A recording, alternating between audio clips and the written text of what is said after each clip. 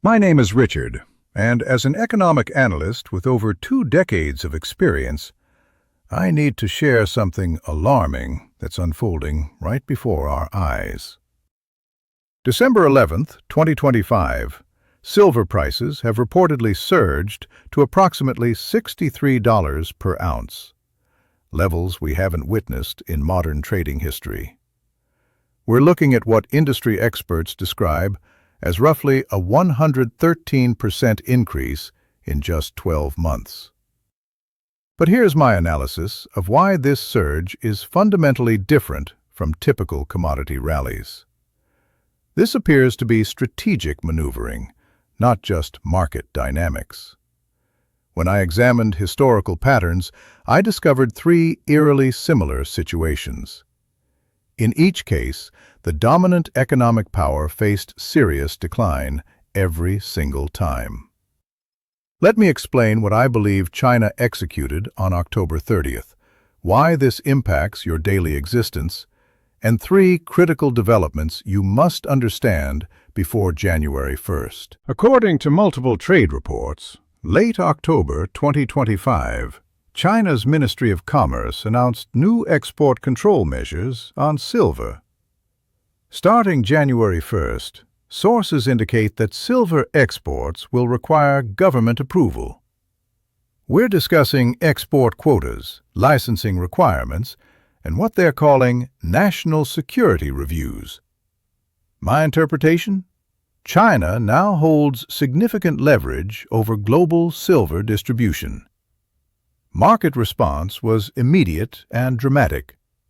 Reports suggest Shanghai silver inventories dropped approximately 40% within 3 weeks. Physical silver premiums in mainland China have reportedly skyrocketed. Some sources indicate Chinese buyers are paying anywhere from $108 to $128 per ounce for actual physical metal. That's roughly double the global spot price. In my view, this signals they're anticipating major supply constraints. Meanwhile, Western mints are reporting sellouts. London Metal Exchange inventories have reportedly hit multi-year lows. Major institutional players are demanding physical delivery instead of paper contracts. Here's why this matters to you personally, even if you've never invested in precious metals. Your smartphone contains roughly 0.5 gram of silver. Electric vehicles require between 25 and 50 grams per vehicle, according to industry estimates. Solar panels use approximately 20 grams each. And here's the critical point. AI data centers powering tools like ChatGPT are among the biggest silver consumers in technological history. Each server reportedly uses specialized silver-coated components for heat management and high-speed connectivity. Some industry forecasts suggest the AI boom alone could consume around 200 million ounces of silver by 2030. Defense applications are equally critical. Missiles, radar systems, guidance computers. Reports indicate that U.S. military consumed approximately 15 million ounces in 2024. Here's the concerning part. The United States apparently produces only about 14% of its domestic silver supply. Just 14%. The rest is imported. And here's what many people don't realize. China doesn't mine the most silver. They produce roughly 6% of global mine output, according to available data. But China dominates the refining process. They process raw silver from other countries, convert it into high-purity industrial-grade material, then distribute it globally. Or at least they did, until 3 weeks ago. Now, I know what you're thinking. China wouldn't actually restrict silver exports. That would hurt their own economy. This is just negotiation tactics. Let me share why I believe that's a miscalculation. When I researched this, I found this exact pattern has played out 3 times throughout history. Similar structure, similar progression, similar outcomes. Based on my analysis, we just entered stage 3. Here's the pattern I identified. 4 stages consistently. Stage 1 is dependency. A dominant nation builds critical infrastructure around a single commodity. Their factories depend on it. Their military requires it. They assume unlimited access. Stage 2 is weaponization. The supplier realizes they're holding strategic leverage. They begin restricting exports gradually, testing responses, creating scarcity while citing administrative delays. Stage 3 is crisis. Prices surge, industries slow production. The dependent nation scrambles for alternatives, but the timeline is too compressed. Supply chains are already disrupted. Stage 4 is realignment. Industrial dominance erodes, currency weakens, military advantages diminish. A new global order emerges. Let me give you one historical example that mirrors what I see happening now. Around 1870, Britain controlled an estimated 60% of global manufacturing. The Royal Navy dominated maritime trade, but they were heavily dependent on German steel import. For decades, the system worked smoothly. Germany supplied raw materials. Britain manufactured the machines, ships, and weapons. Then, around 1890, Germany reportedly started creating delays in shipments. Not officially, that would have been an act of war. Just bureaucratic complications. Extended quality inspections. British factories experienced slowdowns. Shipyards missed delivery deadlines. Steel prices reportedly tripled by 1900. Britain attempted to develop domestic steel capacity, but they were already behind schedule. The infrastructure development took years. The costs were enormous. 1914, World War I began. Germany's steel advantage translated into military capability. They reportedly outproduced Britain in artillery, machine guns, and submarines. Britain survived, but they never fully recovered their industrial dominance. By 1945, the United States had emerged as the new global superpower. Same pattern, different resource. The entire transition took less than 50 years. What makes this situation particularly concerning is that China has studied these historical lessons carefully. They understand that controlling critical resources provides immense strategic leverage over dependent nations. And silver isn't just any commodity. It's absolutely essential for modern technology. Consider the scope of silver's applications in today's economy. Beyond smartphones and electric vehicles, silver is crucial for medical devices, aerospace systems, and renewable energy infrastructure. The metal's unique properties make it irreplaceable in many high-tech applications. The timing of China's announcement is also strategically significant. By implementing export controls starting January 1st, they're creating maximum disruption during the holiday season, when Western governments are less likely to respond quickly.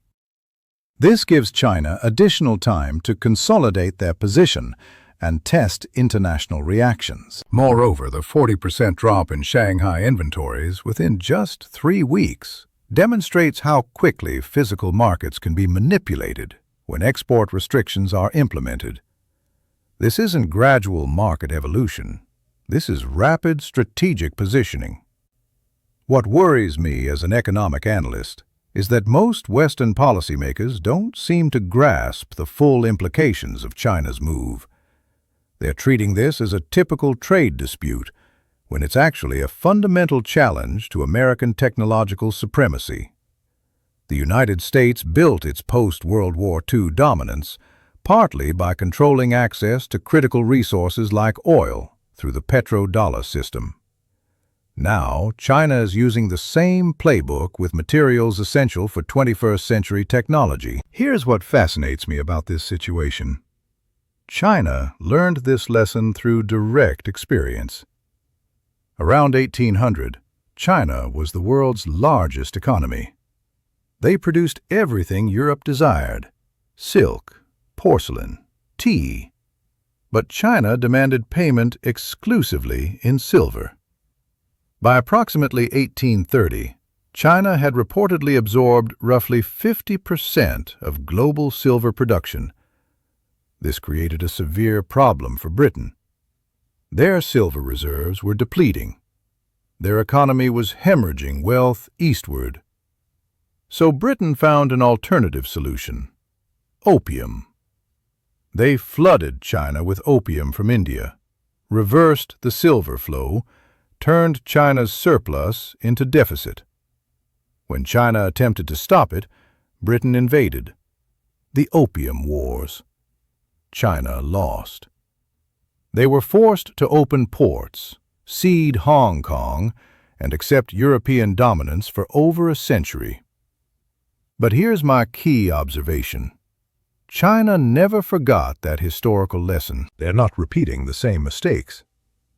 185 years later, they've positioned themselves on the opposite side of the equation. So where do I believe we are right now? Stage 3, the crisis stage. And here's my supporting evidence. The United States government reportedly designated silver as a critical mineral in 2025. They recognize the strategic threat. Cumulative global silver deficits are estimated at around 800 million ounces. 5 consecutive years of shortages, according to industry analysts.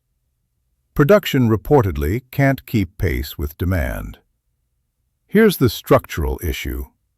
Approximately 70% of silver comes as a byproduct of other metal mining operations. You don't simply open a dedicated silver mine. You mine copper, lead, zinc, and silver comes as a secondary output. This means rapid production increases are structurally difficult. If copper demand drops, silver supply drops, regardless of silver prices. The system has fundamental constraints. Reports indicate solar panel manufacturers are experiencing delays. Electric vehicle production is reportedly slowing. AI chip makers are searching for alternatives. But here's the technical reality. Silver's electrical conductivity is the highest of any element. Its thermal conductivity is unmatched. You cannot effectively substitute it in high-performance applications.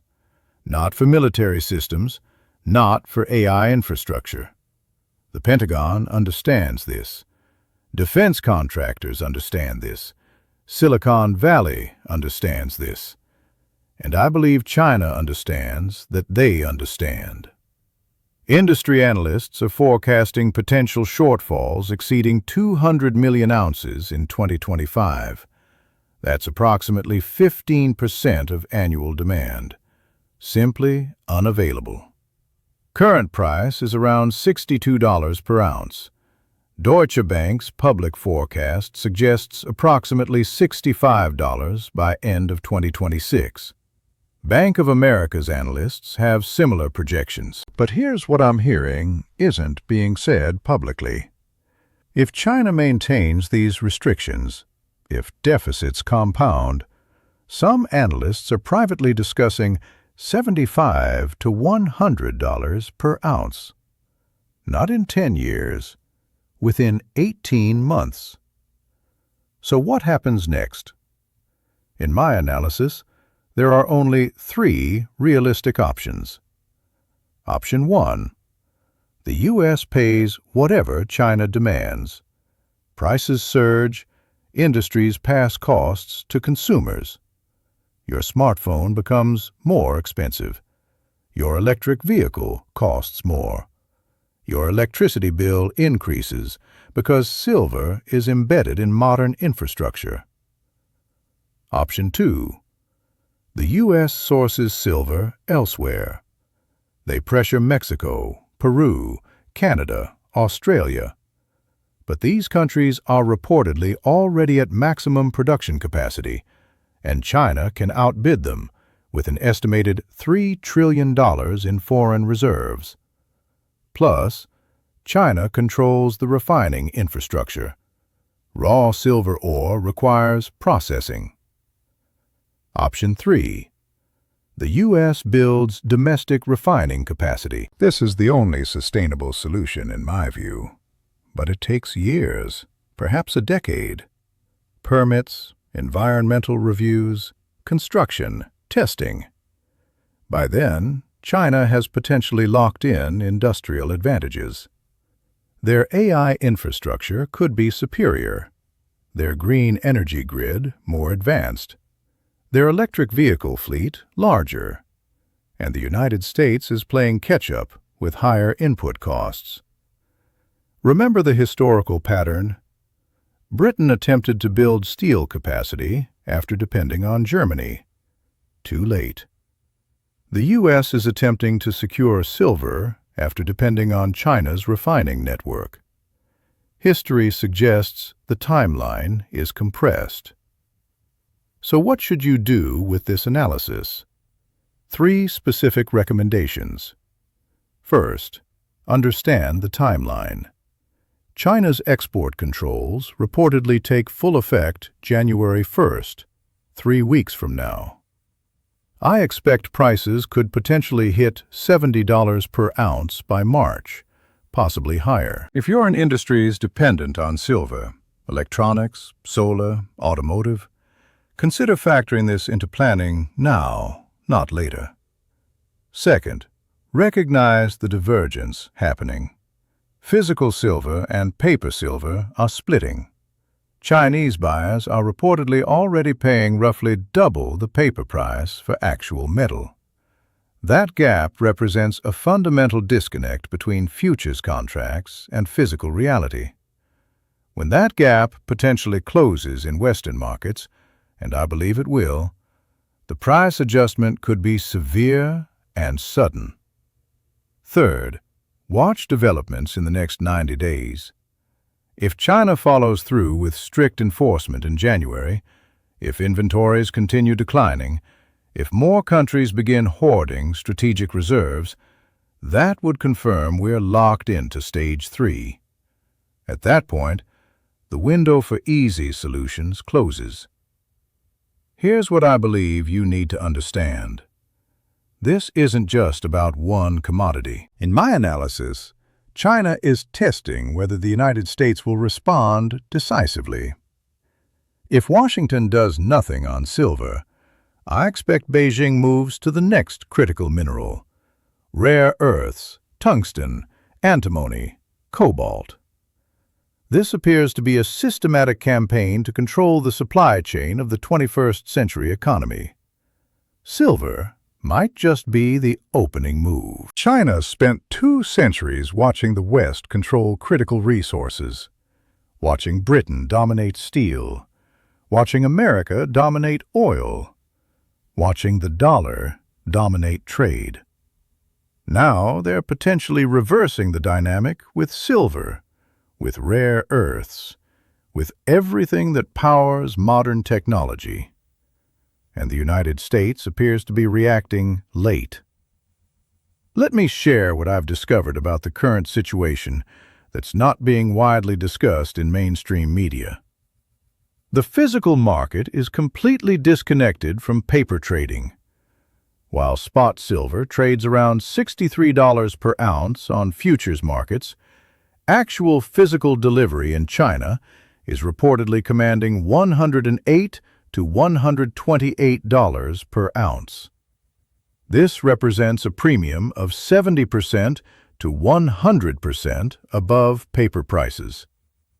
Western buyers haven't experienced this disconnect yet because inventory still exists in London and New York. But those inventories are declining rapidly. The London Metal Exchange reported a 40% drop in silver holdings over the past month. Major dealers are implementing allocation systems, limiting purchases per customer because demand exceeds available supply. Industrial users are beginning to panic. According to sources I've spoken with in the electronics industry, lead times for silver-containing components have extended from 2 to 3 weeks to 8 to 12 weeks. Some manufacturers are pre-ordering 6 months of inventory, which further strains available supplies. The solar industry faces particular challenges. Solar panels require approximately 20 grams of silver per unit for optimal electrical conductivity. Major solar manufacturers in the United States have reportedly begun redesigning panels to use less silver, but this reduces efficiency by an estimated 3 to 5%. In an industry where margins are already thin, this efficiency loss could make American solar panels less competitive against Chinese alternatives. Here's what concerns me most: the AI infrastructure build-out. Data centers supporting artificial intelligence applications consume massive amounts of silver for thermal management and high-frequency trading connections. Each AI server requires specialized silver-coated components that cannot be substituted without significant performance degradation. Major tech companies have been quietly stockpiling silver since October. Sources indicate that several Silicon Valley firms have established direct relationships with mining companies, bypassing traditional commodity markets entirely.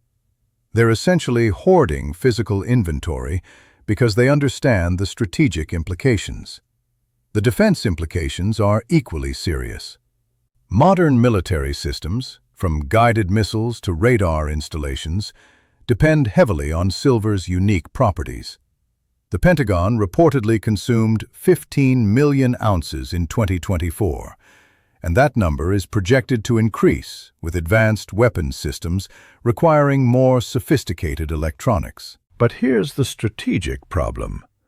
The United States military cannot simply stockpile a decade's worth of silver. Storage costs are prohibitive, and silver tarnishes over time, requiring specialized handling. They need continuous supply, and China controls the refining infrastructure that produces military-grade silver. I've been tracking international responses, and they're telling.